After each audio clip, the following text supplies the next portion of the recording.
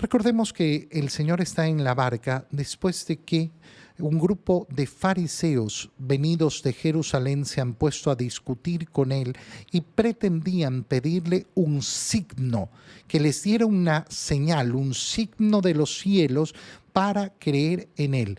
Y veíamos ayer cómo el Señor suspiró profundamente, con enojo, con resignación, con cansancio, con agotamiento de tener que estar al lado de estos fariseos.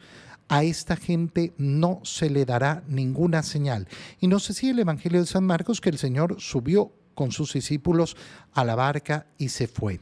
Entonces el Señor está justamente con esta última escena que ha ocurrido, es decir, ha tenido este encuentro con los fariseos. Recuerda qué importante es saber por qué no dio una señal, porque ellos no tenían ninguna confianza en él y entonces no está dispuesto a entregarles ninguna señal. Se sube a la barca y entonces el Señor sigue con esto en la cabeza. Pero los discípulos se dan cuenta al subirse a la barca que se habían olvidado de llevar pan, que solo tenían uno. Y entonces el Señor les dice, fíjense bien y cuídense de la levadura de los fariseos y la de Herodes. ¿Qué está diciendo el Señor? El Señor está hablándoles de cómo los fariseos les pueden hacer trepar. ¿Trepar qué cosa? El ego, la soberbia.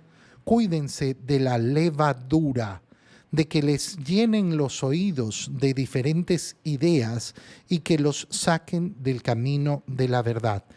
Pero ¿qué es lo que ocurre?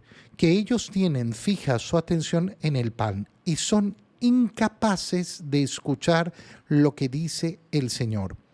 Este es un típico problema que nos podemos enfrentar cada uno de nosotros y que lo vemos además constantemente en la sociedad, que lo vemos en las interacciones que tenemos con las personas. Nosotros podemos hablar, pero resulta que la persona está pensando en otra cosa y todo lo que escucha lo relaciona con aquello que está pensando. Es la incapacidad de dejar las propias ideas para escuchar y entender lo que está diciendo el otro. Cuando nos enfocamos en los problemas de comunicación, que son una de las grandes bases de los problemas matrimoniales, de los problemas familiares, de los problemas que hay entre padres e hijos y padres, que hay entre familiares, que hay entre amigos, entre compañeros de trabajo, entre colaboradores, en miembros de diferentes grupos. Vamos a encontrar esto, vamos a encontrar justamente cómo las personas tantas y tantas veces no son capaces de dejar sus pensamientos, de dejar sus ideas para escuchar lo que está diciendo el otro. Y entonces aparece la interpretación de lo que el otro dice. ¿De acuerdo a qué? De acuerdo a lo que yo tengo ya preestablecido en mi cabeza, de acuerdo a lo que yo estaba pensando. Es el gran problema de no poder escuchar. Lo decíamos la semana pasada cuando veíamos cómo el Señor hizo ese proceso de sanación al sordo y al tartamudo con esa palabra, efetá, es decir, ábrete. Y decíamos lo importante que es pedirle al Señor la capacidad de escuchar verdaderamente al otro, silenciar nuestros pensamientos, no pensar que el otro está sintonizado en la misma frecuencia que yo. Es que el otro tiene que estar pensando como yo, entonces yo le dije una cosa y tenía que haber reaccionado así, pero resulta que el otro nunca tuvo la ocasión ni siquiera de entender lo que se le estaba diciendo. ¿Por qué? Porque no hubo esa preocupación de una verdadera comunicación. Los problemas de comunicación son problemas sobre todo de egoísmo, de no lograr salir al encuentro del otro. Jesús se da cuenta de esto y entonces les reclama, ¿por qué están comentando que no trajeron panes? No estoy hablando de panes. ¿Todavía no entienden ni acaban de comprender? Tan embotada está su mente, embotada. La mente embotada. ¿Quién tiene la mente embotada? Aquel que solo está pendiente de sus ideas, de sus opiniones, de sus problemas y no logra procesar nada más allá.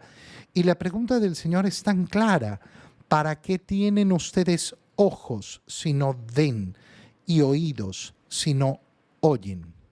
Una de las cosas más tremendas en nuestra sociedad hoy en día es justamente ver cómo las cosas más naturales son rechazadas por el mundo. Fíjate cómo en el libro del Génesis hemos leído que a Noé se le encarga tomar parejas de animales, macho y hembra. ¿Para qué? Para mantener su especie. Resulta que una realidad tan clara, tan evidente, tan evidente, macho y hembra. Hoy no existe macho y hembra. Esto es un tema de opinión. No es un problema de opinión. Es un problema de naturaleza. Si eres hombre o mujer, no es un problema de identificación, no es un problema de naturaleza. Si yo no la acepto, bueno, problema mío. Pero entonces, ¿qué significa? Que tengo ojos y no veo, que tengo oídos y no oigo. ¿Cuántas cosas en la vida serían mucho más sencillas si la gente escuchara la palabra de Dios? Yo es algo que tengo que recordarle a muchas personas siempre, cuando se quejan de los problemas que viven, y los hago reflexionar. Les digo, oye, tal vez efectivamente lo que hizo fulano, lo que hizo sutano, no sé qué, lo terrible, pero ¿te has puesto a pensar en tus decisiones, en las tuyas? Las decisiones que han llevado a que tu vida sea la que es, que nadie las tomó por ti. Tú tomaste esas decisiones. Y efectivamente vemos cómo el mundo está, ¿no?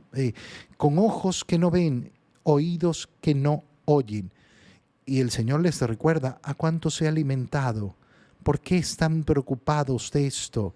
Todavía no acaban de comprender que conmigo, confiando en mí, no van a padecer.